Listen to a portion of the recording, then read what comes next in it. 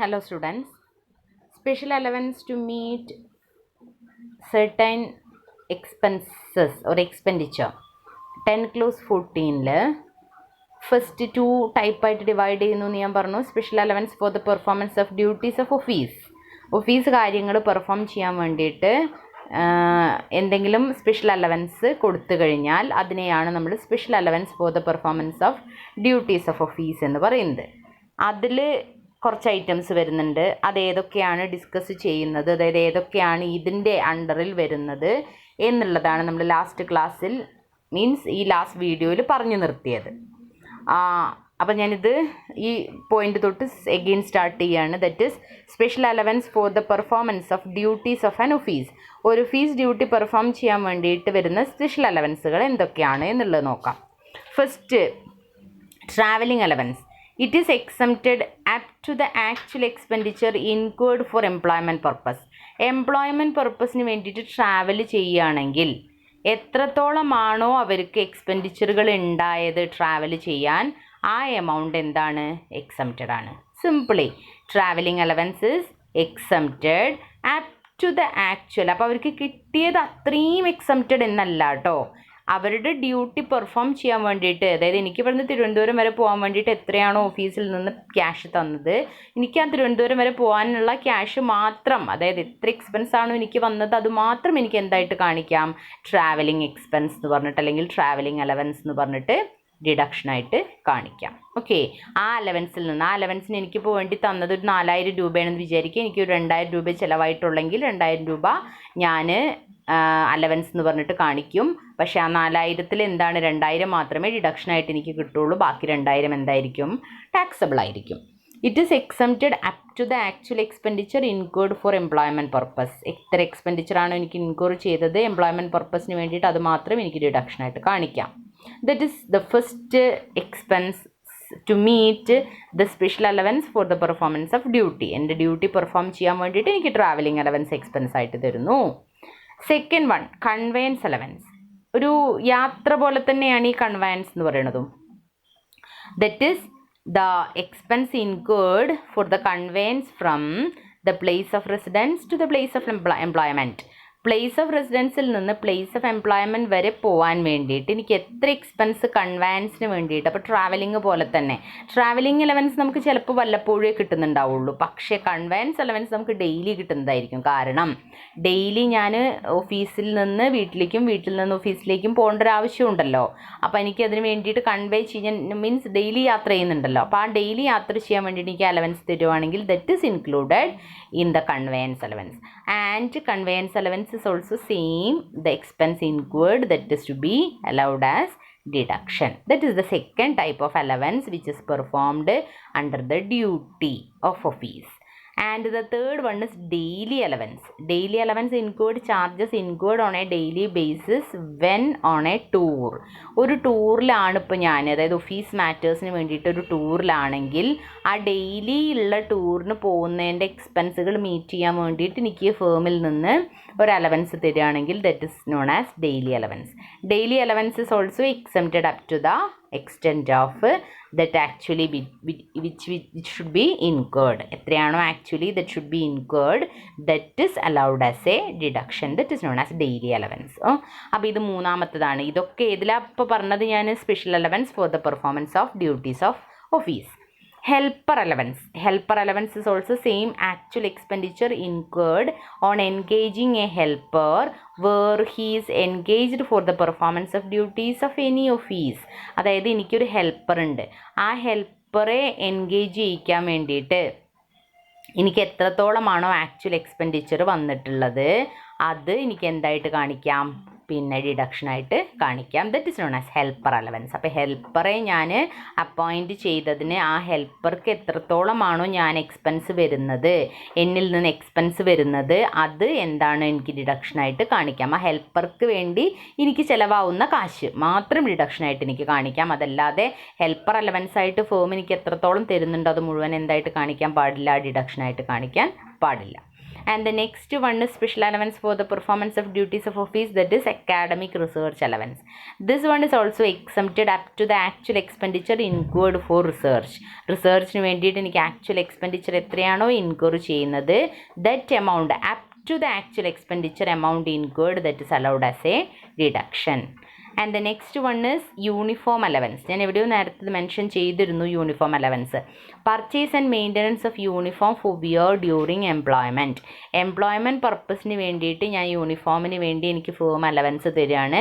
That uniform allowance is allowed as a deduction up to the actual amount of expenditure incurred. എത്രത്തോളമാണോ എനിക്ക് expenditure incur ചെയ്തിരിക്കുന്നത് അതെനിക്ക് എന്തായിട്ട് കാണിക്കാം, യൂണിഫോം അലവൻസ് ആയിട്ട് കാണിക്കാം.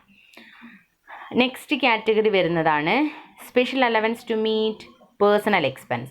ആദ്യം നമ്മൾ പറഞ്ഞതാണ് സ്പെഷ്യൽ അലവൻസിലെ രണ്ടെണ്ണമായിട്ട് ഡിവൈഡ് ചെയ്യുന്നു എന്ന് പറഞ്ഞു. ആദ്യത്തേത് special allowance for the performance of office ഡ്യൂട്ടീസും, and the next one is special allowance to meet personal expense. That is allowance granted to the employees to meet his personal expense at the place of his official duties will be exempt from the tax to the extent notified by the central government.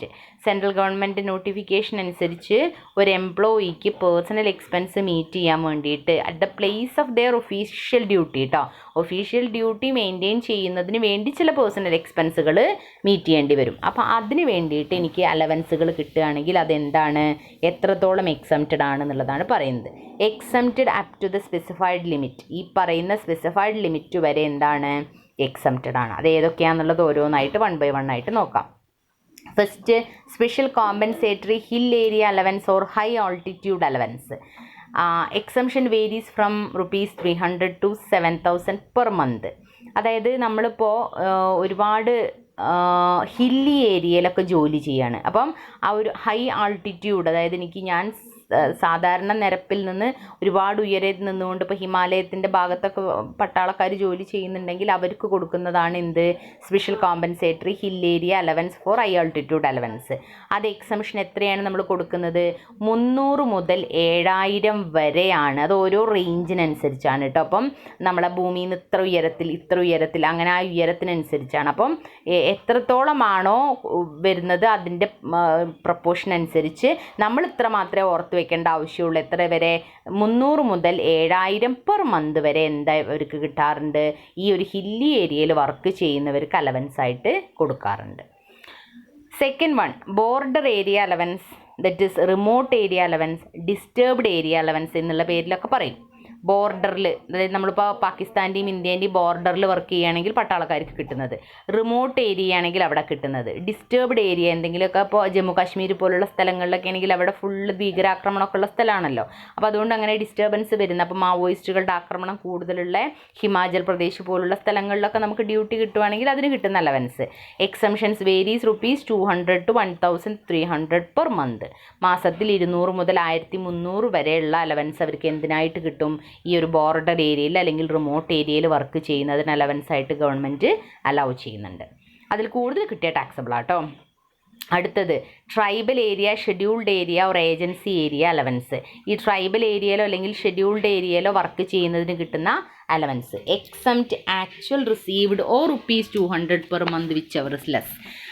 Actually കിട്ടിയതോ അല്ലെങ്കിൽ 200 അതിലേതാണോ ചെറുത് അത് നമുക്ക് എന്തായിട്ട് കിട്ടും, ഡിഡക്ഷനായിട്ട് കിട്ടും. എന്തിന്, tribal ഏരിയയിൽ വർക്ക് ചെയ്യുന്നതിന് ഡിഡക്ഷനായിട്ട് ഗവൺമെൻറ് അലൗ ചെയ്യുന്നതാണ്.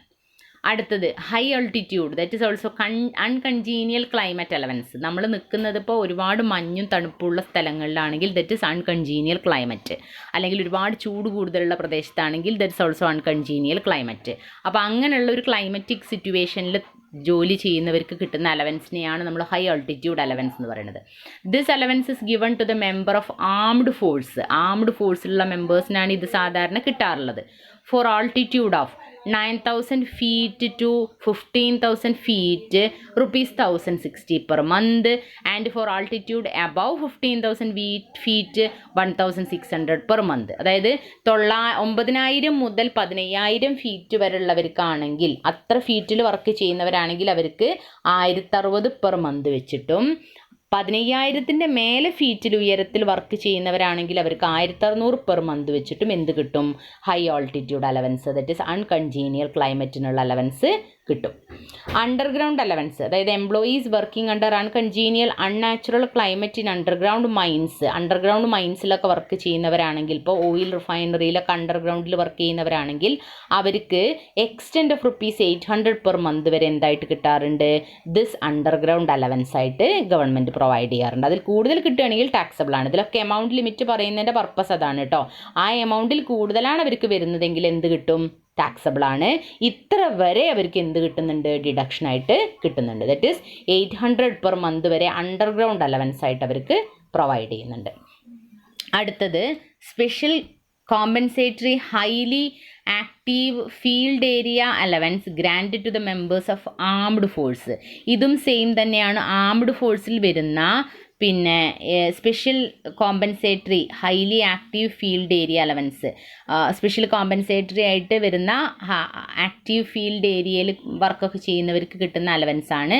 അതും സെയിം തന്നെ extend up to ₹4200 per month വരെ എന്ത് കിട്ടാറുണ്ട്? എക്സംഷൻ കിട്ടാറുണ്ട്. അടുത്തത് ഐലൻഡ് ഡ്യൂട്ടി. ഐലൻഡിൽ ഡ്യൂട്ടി ചെയ്യുക. അപ്പോൾ ഫോർ എക്സാമ്പിൾ ലക്ഷദ്വീപ് ഗ്രൂപ്പിലൊക്കെ വർക്ക് ചെയ്യുക, ആൻഡമാൻ നിക്കോബാർ ദ്വീപിലൊക്കെ വർക്ക് ചെയ്യുകയാണെങ്കിൽ അവിടെ വർക്ക് ചെയ്യുന്ന ആംഡ് ഫോഴ്സിന് കിട്ടുന്ന അലവൻസ് ആണ് ഐലൻഡ് ഡ്യൂട്ടി അലവൻസ് എന്ന് പറയുന്നത്. അത് 3250 പെർ മന്ത് എന്തവർക്ക് കിട്ടുന്നുണ്ട്? ദിസ് ആംഡ് ഫോഴ്സിന് അലവൻസ് ഡ്യൂട്ടി ഐലൻഡിൽ മാത്രം വർക്ക് ചെയ്യുന്നതിനുള്ള അലവൻസ് ആയിട്ട് അവർക്ക് പ്രൊവൈഡ് ചെയ്യുന്നുണ്ട്. അടുത്തത് കോമ്പൻസേറ്ററി ഫീൽഡ് ഏരിയ അലവൻസ്.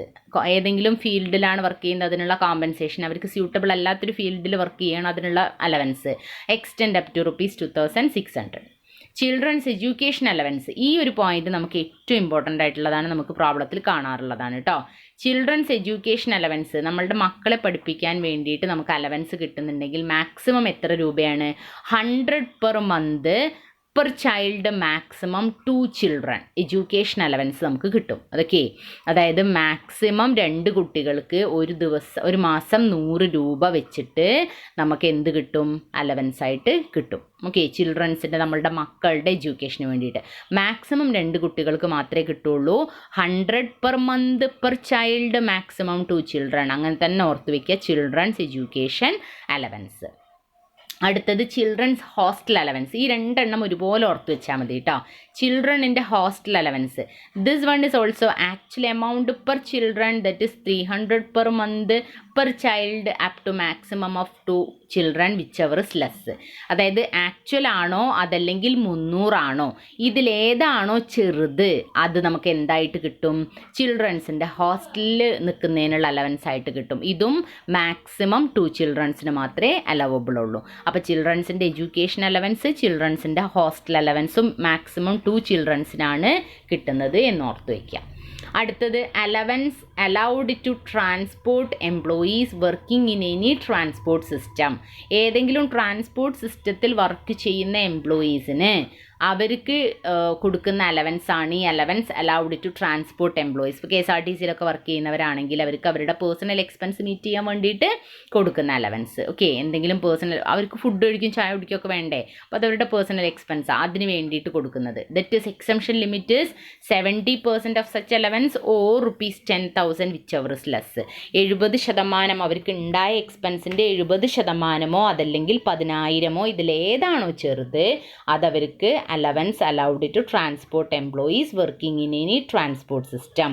ഏതെങ്കിലും ട്രാൻസ്പോർട്ട് സിസ്റ്റത്തിൽ വർക്ക് ചെയ്യുന്ന ട്രാൻസ്പോർട്ട് എംപ്ലോയീസിന് കിട്ടുന്ന allowance. Okay, for meeting their personal expense. Next അതേപോലെ തന്നെ വരുന്നതാണ് ട്രാൻസ്പോർട്ട് അലവൻസ്. ട്രാൻസ്പോർട്ട് അലവൻസും ട്രാൻസ്പോർട്ട് എംപ്ലോയീസിന് വർക്കിംഗ് ചെയ്യുന്നതിന് കിട്ടുന്ന അലവൻസ് 2 ഡിഫറൻ്റ് ആണെന്ന് ഓർത്ത് വയ്ക്കുക കേട്ടോ.